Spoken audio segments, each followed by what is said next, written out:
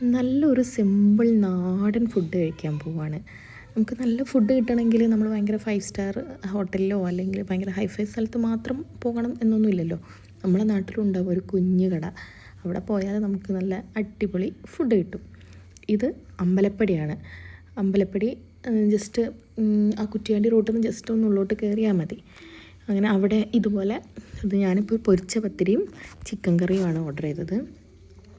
Simple കളി, ഭയങ്കര ലാവിഷൊന്നുമല്ല, വളരെ സിമ്പിളായിട്ട് നമുക്ക് എപ്പോഴെങ്കിലും ഒരു നേരം കഴിക്കാൻ പറ്റുന്ന പോലത്തെ ഒരു ഫുഡ്.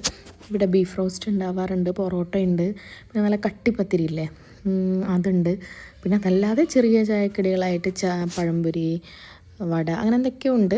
ഞാനധികവും പൊറോട്ടയും ബീഫും അല്ലെങ്കിൽ ഈ പൊരിച്ച പത്തിരി അല്ലെങ്കിൽ ചിക്കൻ കറിയൊക്കെയാണ് വല്ലപ്പോഴും വരുമ്പോൾ ഓർഡർ ചെയ്യാറ്.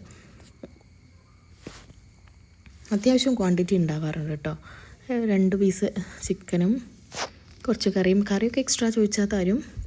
പിന്നെ കൂട്ടത്തിൽ നല്ല പൊടിച്ചായ ഓർഡർ ചെയ്തു. ഈ പൊടിച്ചായ കിട്ടുന്നൊരു ഫീലാണല്ലോ. മൊത്തം 109 രൂപയാണ് ആയത്.